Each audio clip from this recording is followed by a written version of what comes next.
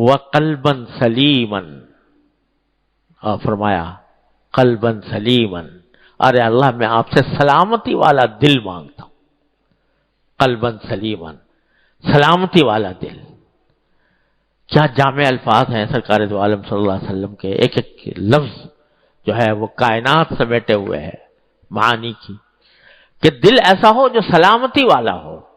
سلامتی والا دل کون سا ہوتا ہے؟ جس میں خیالات بھی اچھے آتے ہیں، جس میں جذبات بھی اچھے پرورش پاتے ہیں، جس کے اندر ارادے بھی صحیح پیدا ہوتے ہیں، وہ ہے قلب سلیم۔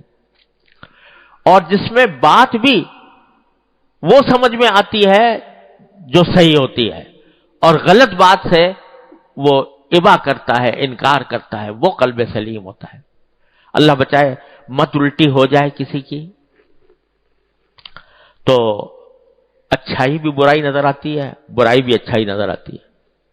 اللہ تعالیٰ محفوظ رکھے۔ یہ گناہوں کی ایک نحوست یہ ہوتی ہے، گناہوں کی ایک نحوست یہ ہوتی ہے کہ بندے کی عقل ماری جاتی ہے، اور وہ دل جو سمجھ رکھتا ہے وہ ٹیڑھا ہو جاتا ہے، اور اچھی چیز کو برا سمجھتا ہے، بری چیز کو اچھا سمجھتا ہے۔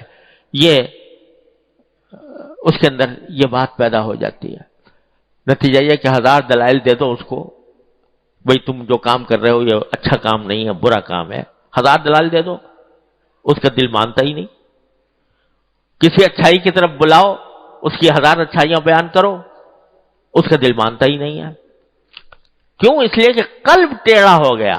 لہم قلوب لا یفقہون بہا، قرآن کریم ایسے لوگوں کی طرف کے فرماتا ہے کہ ان کے پاس دل تو ہیں لیکن ان میں سمجھ نہیں ہے۔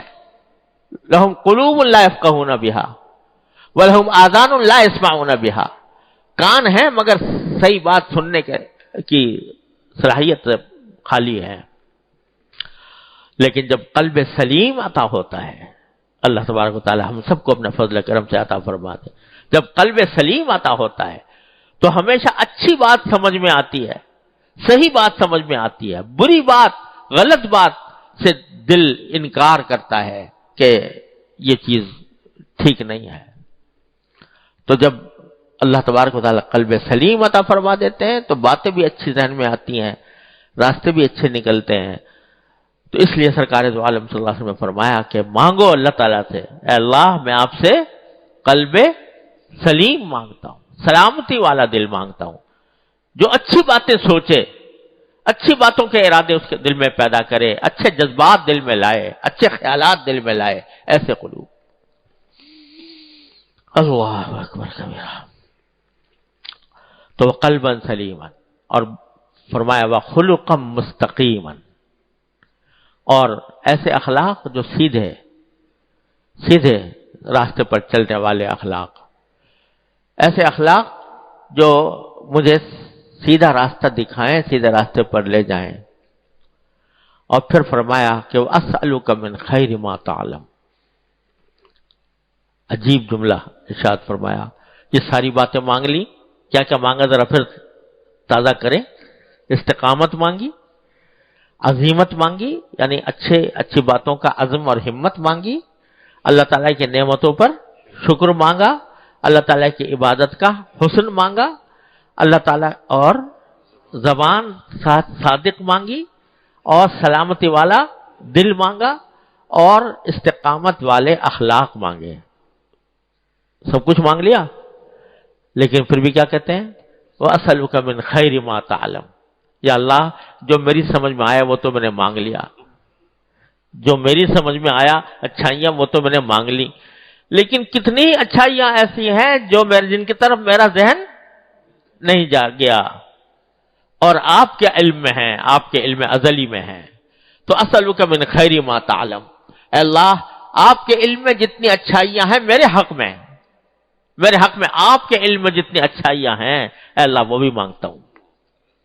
اسألک من خیر ما تعلم، یعنی بندے نے اپنی شکستگی کا ہتھیار ڈالنے کا اعتراف کر کے اللہ تبارک و تعالیٰ کے اوپر چھوڑ دیا کہ اللہ میں کیا مانگوں گا، جتنی میری سمجھ میں آ رہا تھا وہ تو مانگ لیا، لیکن آپ کی نظر میں جو خیر ہے میرے لیے، کیا کیا چیزیں خیر ہیں، میں اس کا تصور بھی نہیں کر سکتا، آپ ہی کے علم ازلی میں وہ باتیں موجود ہیں، اے اللہ وہ بھی مانگتا ہوں۔ اسألک من خیر ما تعلم، کیا یہ پیغمبر ہی مانگ سکتا ہے؟ اللہ تبارک و تعالیٰ کا محبوب ہی مانگ سکتا ہے، اسألک من خیر ما تعلم واعوذ بک من شر ما تعلم، اور اللہ ساری برائیوں سے میں پناہ مانگتا ہوں، لیکن بہت سی برائیاں ایسی ہیں جو مجھے پتہ ہی نہیں کہ یہ برائی ہے، مجھے نہیں معلوم کس چیز میں میرے لیے برائی ہے، کس چیز میں میرے لیے اچھائی ہے، تو اللہ جو آپ کے علم میں برائی ہے اس سے میں پناہ مانگتا ہوں، جو میرے حق میں بری ہیں ان سے میں آپ کی پناہ مانگتا ہوں۔ انک انت علام الغیوب، آپ ہی عالم الغیب ہیں، سب سے بڑے آپ ہی جاننے والے ہیں، لہذا یہ کلمات ہیں دعا کے جو سرکار دو عالم صلی اللہ علیہ وسلم نے شداد ابن اوس رضی اللہ تعالیٰ عنہ کو سکھائے، اور یہ فرمایا کہ لوگ سونا چاندی جمع کر رہے ہوں گے، تم یہ کلمات جمع کر لو۔ یعنی یہ جو کلمات جمع کرنے کا کیا معنی؟ جمع کر لو کیا معنی؟ معنی یہ کہ ان کو یاد بھی کر لو اور یہ مانگتے رہو اللہ میاں سے۔ خزانہ تو وہ ہوتا ہے نا آدمی جمع کر کے رکھتا ہے، تو یہ خزانہ جمع کر کے رکھو۔ جمع کیسے کرو گے؟ کہ یاد کرو، اور یاد کر کے ان کو بار بار بار بار اللہ تبارک و تعالیٰ کی بارگاہ میں مانگتے رہو، مانگتے رہو، مانگتے رہو۔ جیسے خزانے والا جو ہوتا ہے وہ بار بار کھول کے دیکھتا ہے، خوش ہوتا ہے کہ دیکھو یہ خزانہ میرا رکھا ہوا ہے، جمع مالم وعددہ، اس کی گنتی کرتا رہتا ہے۔ لیکن یہ خزانہ میں تمہیں دے رہا ہوں، اس کو محفوظ بھی رکھو اور مانگتے رہو، مانگتے رہو، مانگتے رہو، کیونکہ اس سے بڑا خزانہ کوئی اور ہے نہیں۔ ارے بھائی ساری نعمتیں، ساری دنیا کی اچھائیاں، ساری دین کی اچھائیاں اس میں جمع ہو گئی، اس کے بعد پھر اتنی بھی نہیں، وہ ساری اچھائیاں بھلائیاں جو اللہ تبارک و تعالیٰ کے علم میں ہیں، بندے کے تصور میں بھی نہیں آ سکتی، وہ ساری کی ساری اس میں موجود ہیں۔ اس لیے فرمایا کہ لوگ سونا چاندی جمع کر رہے ہوں گے، تم ان کی جگہ ان کلمات کا خزانہ بناؤ، ان کو خزانہ بنا کر جمع کرو۔ تو بھائی اللہ تبارک و تعالیٰ اپنے فضل و کرم سے، اپنی رحمت سے ہم سب کو یہ خزانہ عطا فرما دے۔ اللہ تعالیٰ اپنی رحمت سے خزانہ عطا فرما دے، یاد کر لو اس کو، کوئی زیادہ لمبی چوڑی نہیں ہے۔ اللہم انی اسألک الثبات فی الامر وعزیمت الرشد وشکر نعمتک وحسن عبادتک ولسانا صادقا وقلبا سلیما وخلقا مستقیما واسألک من شر ما تعلم واعوذ بک، اسألک من خیر ما تعلم واعوذ بک من شر ما تعلم انک انت علام الغیوب۔